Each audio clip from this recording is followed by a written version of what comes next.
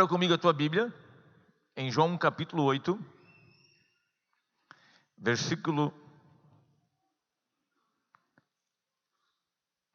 32.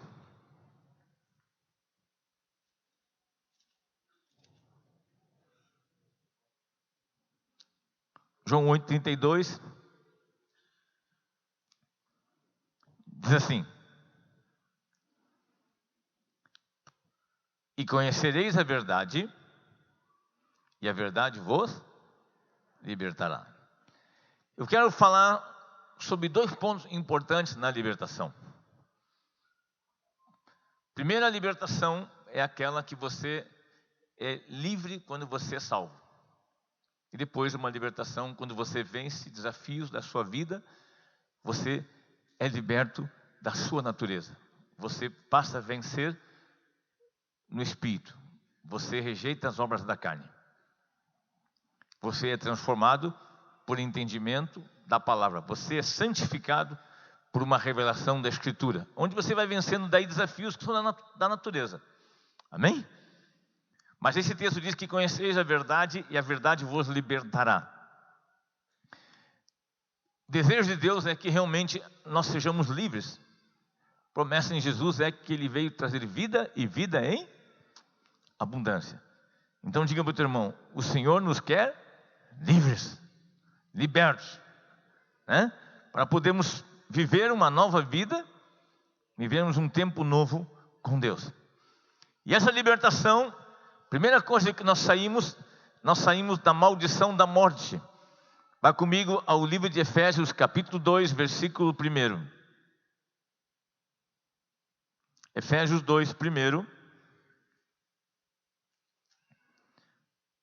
Diz: Ele vos deu vida, estando vós mortos nos vossos delitos e pecados, nos quais andaste outrora, segundo o curso deste mundo, segundo o príncipe da potestade do ar, do espírito que agora atua nos filhos da desobediência. Então, primeira coisa que nós recebemos, quando nós cremos em Jesus, nós recebemos a vida de Deus. Nós saímos da morte para a vida, saímos do pecado, da escravidão do pecado, e nós nascemos de novo. Então, quando diz em Romanos 6, 22, 23, que o salário do pecado é a morte, mas o dom gratuito de Deus é a vida eterna em Cristo Jesus. Então, nós ganhamos uma salvação que também nos dá direito a uma eternidade. Vamos ter uma vida eterna em Cristo Jesus.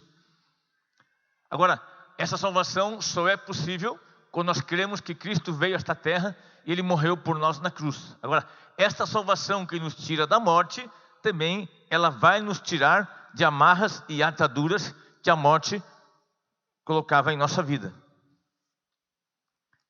No capítulo 11 do livro de João, você tem aquela passagem quando Jesus ressuscita um homem chamado Lázaro. Lázaro saiu da morte para a vida. Mas quando Jesus gritou do lado de fora, para Lázaro: vem, sai daí, sai para fora. Lázaro, que estava dentro daquele túmulo, estava ali morto. Ele recebe pela voz do Senhor a vida, ele sai para fora, mas ele vem com limitações. Ele vem com as suas mãos presas, e ele vem com os seus pés também amarrados, e ele vem com uma venda, que eram as ataduras que se colocava num corpo quando morria. Então, o que Jesus disse? Agora soltai-o para que ele possa viver livre. Então, as mãos amarradas e os pés amarrados, ele não poderia desfrutar da vida. Então, quando as pessoas se convertem, Deus quer soltá-los em suas prisões, Deus quer soltá-los em suas amarras, Deus quer desfazer as maldições. Profetizamos nesses dias quebras de maldições em o nome de Jesus. Então, e também uma das coisas que o Senhor faz quando nos dá a vida, Ele tira a venda nos nossos olhos. Nós saímos, então, aqui saímos da morte para a vida, mas também saímos das trevas para a luz, porque Jesus veio para trazer vida, com sua promessa, e vida em abundância, mas ele diz também que ele veio como luz a este mundo, para quem crer nele não ficar nas trevas, e ainda quem seguir a ele não andar nas trevas. Então, o desejo de Deus é que você tenha as mãos soltas, possa servir, trabalhar num novo, vencer, amém? E também você possa ter as pernas soltas para poder correr, viver uma nova vida, viver e correr também, inclusive, a carreira que te está proposta. Provérbios capítulo 5, versículo 21 e versículo 23. Esse texto, quando eu li esse texto, eu parei um tempo sobre ele, e ele faz parte do começo do meu ministério, e ele faz parte, inclusive, de mudanças e transformações na minha vida. Porque quando eu li esse texto, eu me encaixei aqui dentro quanto ao meu passado. Então eu entendi uma coisa, eu disse, isso aqui eu preciso para mim. Porque os caminhos do homem estão perante os olhos do Senhor, e Ele considera todas as suas veredas. Quanto ao perverso, as suas iniquidades o prenderão, e com as cordas do seu pecado será detido. Ele morrerá pela falta de disciplina, e pela sua muita loucura, perdido, cambaleia. Quando você está sem esta vida de Deus, quando você está sem esta obra do Espírito na sua vida, aqui diz que você está em pecado, e você também, por estar em pecado, você fica preso pelas cordas do pecado. Em 2 Coríntios, no capítulo 4, no versículo 3 e 4, diz que o diabo, o Deus do século, ele tem cegado o entendimento das pessoas. Então, o que faz uma pessoa que está sem o seu entendimento e sem o seu perfeito juízo? Faz loucuras. Faz loucuras. E talvez faça as loucuras achando que não tem problema.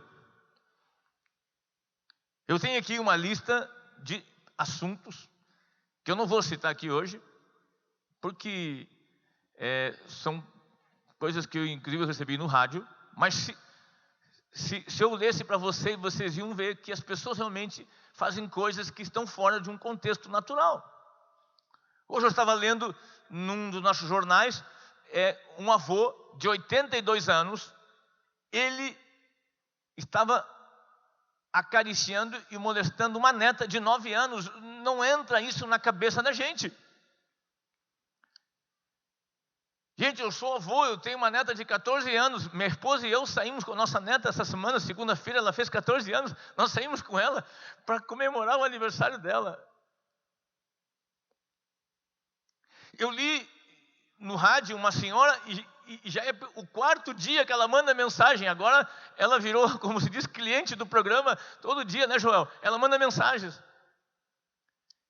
E o problema dela é o seguinte: ela é casada há tempo, e o seu marido tinha uma filha fora do casamento que ele não conhecia, e essa filha tem 28 anos. E agora o marido reencontrou essa filha e se apaixonou pela filha, e está tendo um caso com a filha. E ela me diz, pode uma coisa dessa? Eu digo, não devia.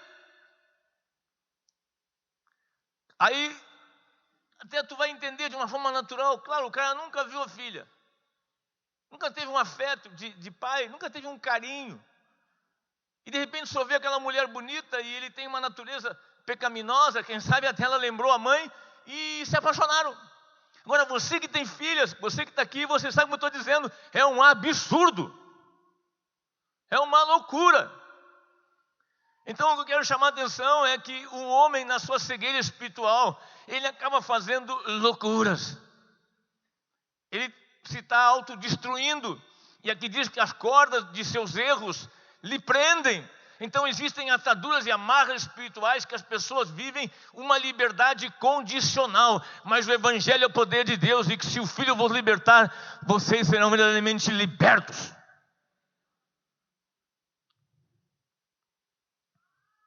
Nós temos que ter uma confiança e uma certeza de que ao pregarmos o Evangelho, estamos pregando a soltura de erros, a libertação de um cativeiro. Eu digo para você pregar o Evangelho, para você convencer as pessoas que você está trazendo uma vida, você tem que estar convencido pelo Evangelho e conquistado por Ele. Eu estou convencido e conquistado por Deus e sei que o Evangelho é a vida de Deus para o homem. Não estou falando de uma religião nova. Então esse texto de Provérbios, ele mexeu comigo.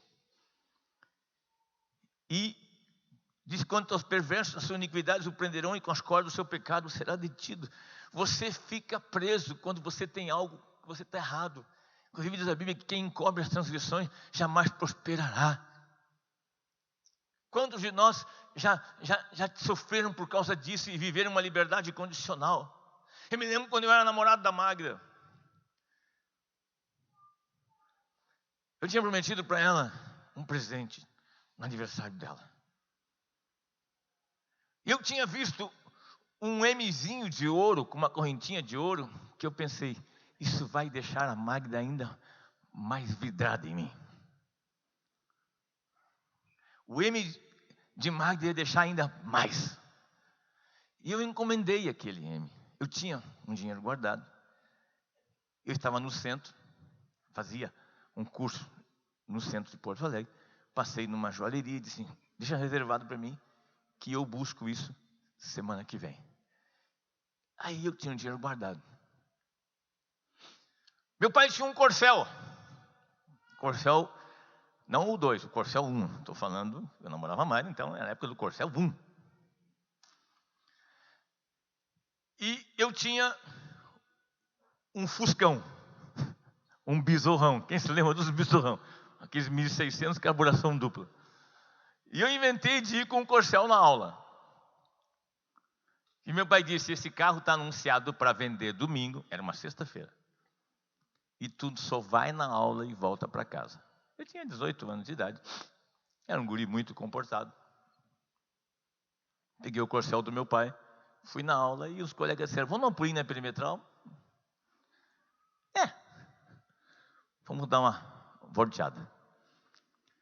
Eu sei que eu freio numa curva lá, nós estamos fazendo uma brincadeira, eu um guri com uma Brasília, eu de Corcel, e vai. Eu dou uma freada e eu escuto um barulho atrás, eu olho e tem um cara agarrado no vidro, me olhando.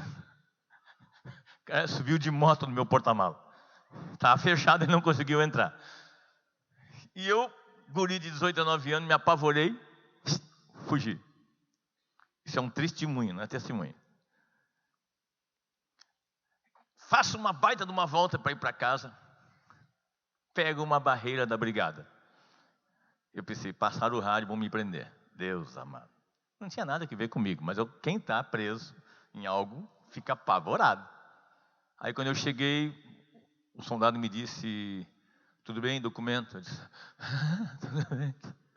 Dei o documento para ele, e ele olhou e disse: o senhor está com uma sinaleira queimada, tu viu? Eu disse: é? Pois é. Fui lá, desci. Tu vê. Ele disse: o que é esse arranhão aqui? Eu disse: pá. Aonde? Ele disse: pá. Ele disse: eu vou te multar, tu pode ir embora. Eu falei: graças a Deus. Vou dormir em casa essa noite. Cheguei em casa, meu pai disse: como é que estava a aula? Eu disse: tá boa, muito boa. Muito boa. E o Corcel tá bem. Tá vendo que meu pai tinha uma casa grande, a garagem ficava lá embaixo, guardava um 3, 4 carros naquele garajão, e eu botei o Corcelzinho num canto. Amanhã de manhã eu tenho aula, pai. Tem aula de novo? Tem aula, pai. Amanhã de manhã eu tenho aula. Não traz o Corcelzinho para ir. Por que não vai com o teu Fuscão? Não, pai, eu vou com o Corcelzinho. Gostei. Peguei o Corcel 7h30 da manhã e fui para uma oficina de chapeação de um amigo meu. O cara chapeou o Corcel até o meio-dia e pintou. Só não conseguimos a letrinha do Ford no final, o D.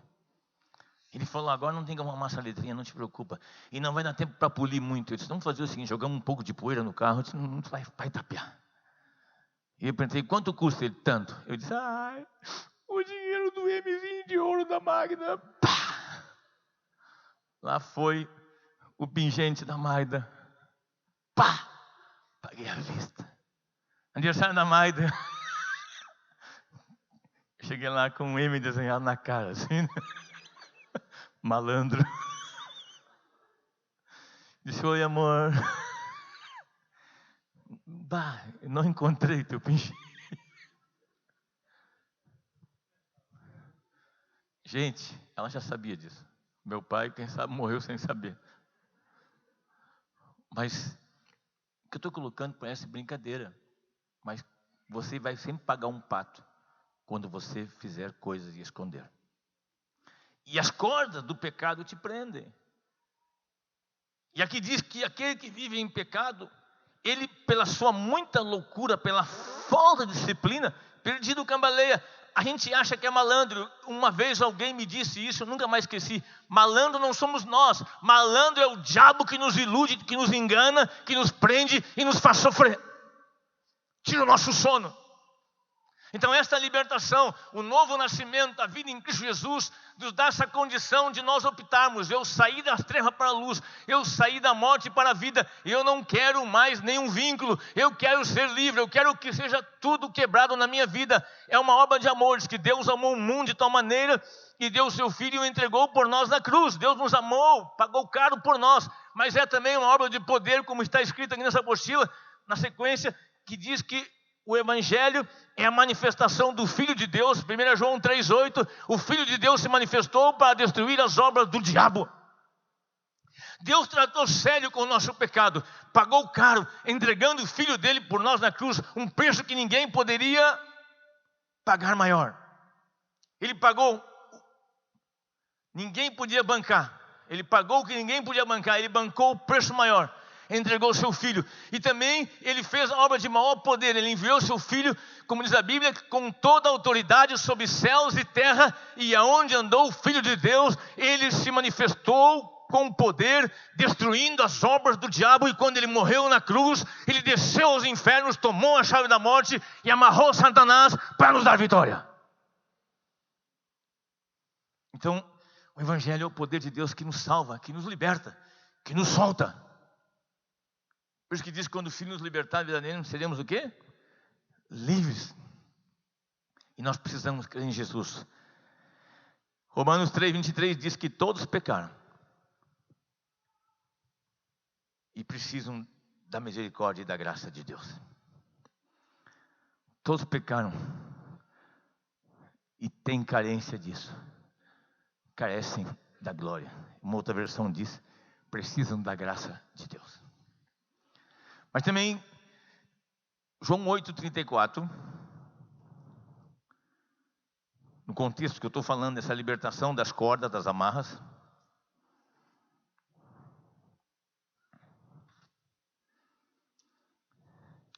Replicou Jesus: em verdade vos digo que todo o que comete pecado é escravo do pecado.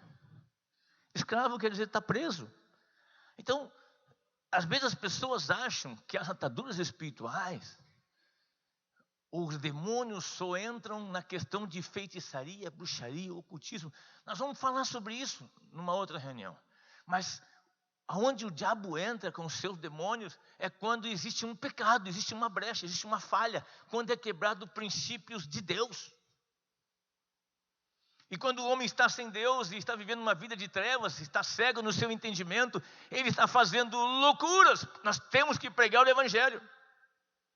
Não adianta nós ficar questionando e criticando as pessoas pelas suas práticas erradas. Nós temos que entender que primeiro essas pessoas têm que ser salvas, saindo das trevas para a luz, têm que ter entendimento. Elas não vão conseguir tomar atitudes pelo nosso entendimento e pela nossa razão, pela nossa mentalidade nova que está em Cristo. Eles estão cegos. Nós precisamos orar para que as pessoas sejam salvas.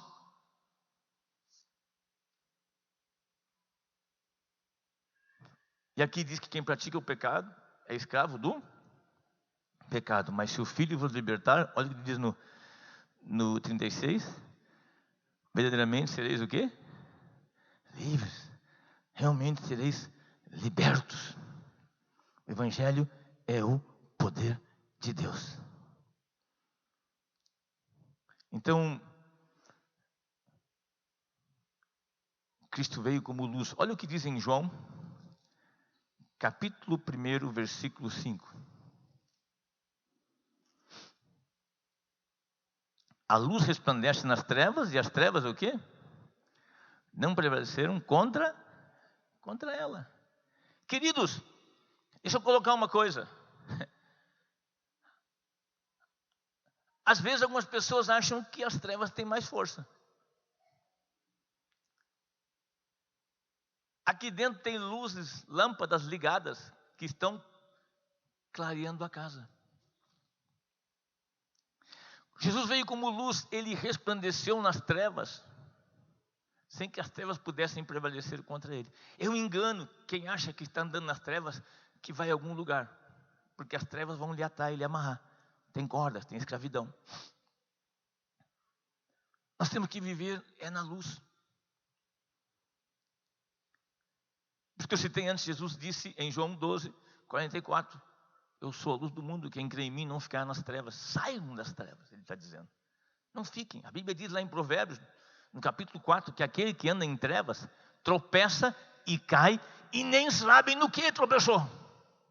Quantas vezes as pessoas dizem, pastor, não sei, pastor, eu estou sempre trancado, as coisas não estão andando, sei lá no que eu estou batendo, pastor, mas eu sei que as coisas não funcionam. Mas como é que vai se saber se está nas trevas, se o entendimento está cego? Agora, em João 8:12, quando Jesus disse, eu sou a luz do mundo e quem me seguir não andar nas trevas, vai ter o quê? Vai ter a luz da vida. Vai ter a luz da vida. Então,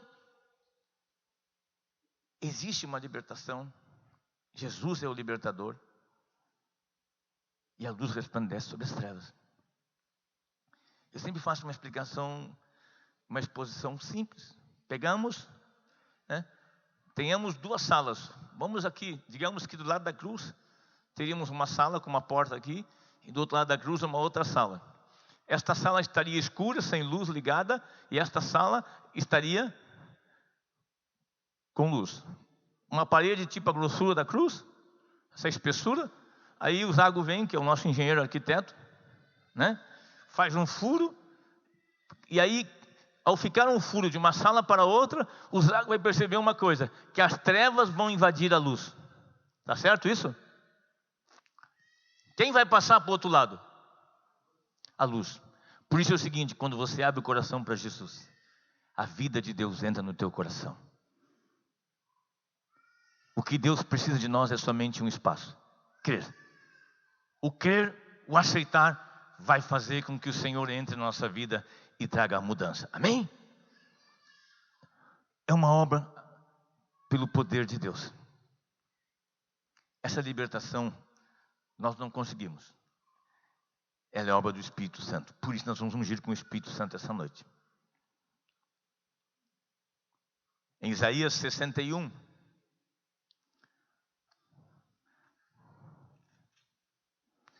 Sabe que eu digo isso? Porque às vezes algumas pessoas vêm falar conosco e eles já vêm dando até o diagnóstico deles. Pastor, é o seguinte, eu estou sofrendo, mas eu acho que é por causa disso. Se tu acha, por que tu não saiu disso ainda? Esse teu achômetro não te levou a lugar nenhum. Agora, olha o que diz em Isaías 61. Versículo 1. O Espírito do Senhor está sobre mim. Porque o Senhor me ungiu para pregar boas novas aos quebrantados, enviou-me a curar os quebrantados de coração e a proclamar o quê? Libertação aos cativos. Então, ele foi ungido com o Espírito Santo para fazer isso e pôr em liberdade os algemados. O ministério de Cristo foi um ministério de soltura. Diz que ele veio buscar e salvar aquele que estava perdido. E aqui nós percebemos, quando o profeta está profetizando sobre a capacitação e a unção sobre Jesus, diz que ele teria esse poder para pregar as boas novas, curar os doentes e proclamar libertação aos cativos e pôr em liberdade os algemados. Proclamar significa anunciar. Anunciar. Deixa eu colocar uma coisa para ti, meu irmão e minha irmã. Proclamação é mais do que exposição bíblica. A gente pode expor a Escritura para que as pessoas tenham conhecimento. Proclamação é uma exposição com uma afirmação, com uma declaração. Isso é a verdade, isto é a solução, o caminho está aqui.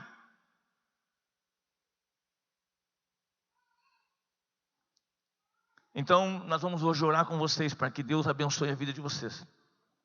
Nós cremos nesse poder do Espírito Santo de Deus. E só o poder de Deus pode fazer isso. Só o poder de Deus. Numa outra reunião eu quero falar mais sobre essa questão da graça e da obra do Espírito Santo. Certamente vou falar isso num domingo. Porque é uma obra onde nós saímos de um controle de Satanás. Em Colossenses 1,13 diz o seguinte: que nós somos o quê? Libertados das trevas para a luz, mas do reino de... Forte essa palavra. Ele nos libertou do império das trevas, nos transportou para o reino do Filho do seu amor, no qual temos a redenção e a remissão dos pecados. Do império das trevas. Do império das trevas significa das forças do mal. Gente, nós não enxergamos as forças do mal, mas nós constatamos e percebemos os atos, as obras e os feitos das trevas, onde as pessoas estão se destruindo moralmente, estão se machucando fisicamente, emocionalmente, as famílias sendo destruídas. O diabo veio para matar, roubar e destruir, de João 10:10. E se você for comigo a Atos, capítulo 28, versículo 16.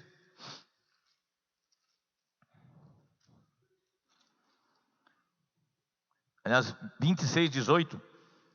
Para lhes abrir os olhos e os converteres das trevas para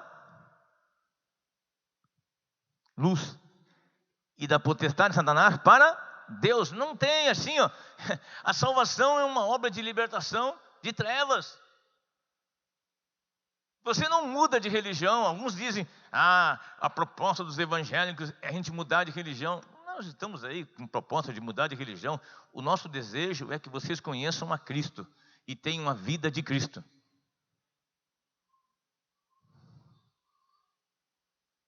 Não sofram mais.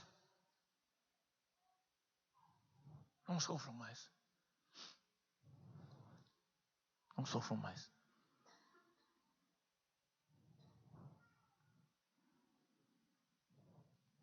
Onde as pessoas estão praticando todo tipo de maldade. Então, indo ao texto que eu já citei, 2 Coríntios 4:3.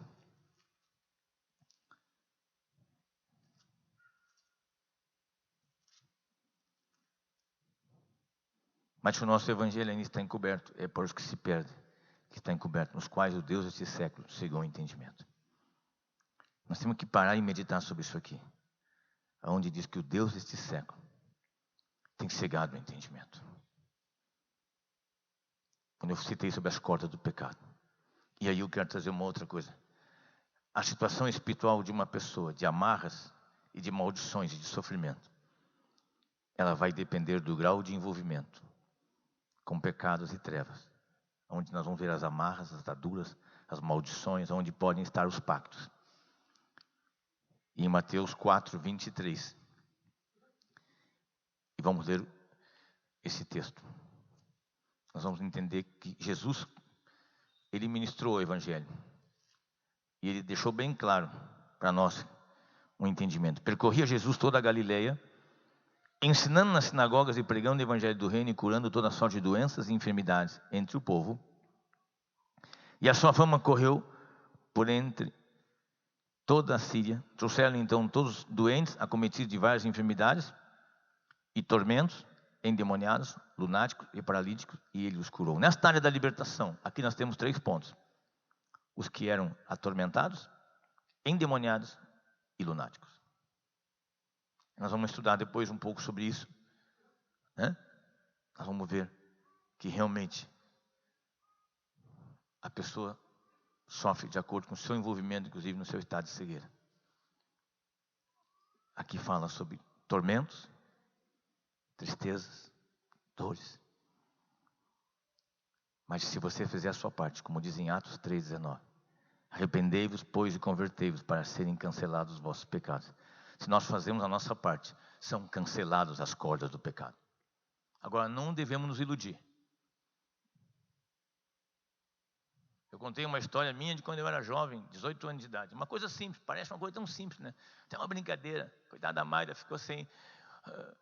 mas eu dei depois para ela. Mas depois de 10 anos de casado.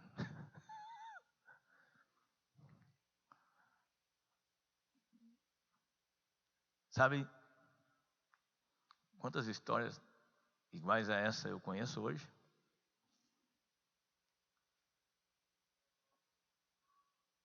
A Bíblia diz que melhor é a repreensão franca do que o amor encoberto. Quem sabe alguns até às vezes podem se chatear quando eu digo uma coisa mais séria. Não vai por aí. Mas se eu não disser, quando fala do Atalaia lá em Ezequiel, se nós não nos calarmos e fizermos a nossa parte, nós estamos ficando livres do sangue. Mas se nós ficarmos quietos, nós temos uma missão. Quantos querem dizer, eu quero viver o novo de Deus? Há poder no Espírito Santo. Há poder no nome de Jesus. Nome de Jesus. Nome de Jesus. Nós temos aqui, nesse ambiente, histórias de vitória. Histórias de triunfo suficientes para comprovarmos que o Evangelho é o poder de Deus. Mas também nós temos aqui, nesse ambiente, histórias suficientes de tristeza para entendermos que o diabo veio para matar, roubar e destruir. Vocês estão vendo eu aqui de cima. Estão vendo um pregador internado. E eu estou vendo todos daqui de cima. Todos. E sei a história de quase todos vocês. Meu amigo ali. Que Deus te conforte, cada vez mais te console. Talvez um dos homens que pagou um dos preços de tristeza e sofrimento mais fortes nos últimos dias, diante da sociedade gaúcha e do Brasil todo, onde passa quase toda semana a reportagem do seu filho sendo assassinado no aeroporto. Que Deus te conforte. Que o Senhor continue te fortalecendo. Que bom que tu está conosco aqui hoje. Que bom isso.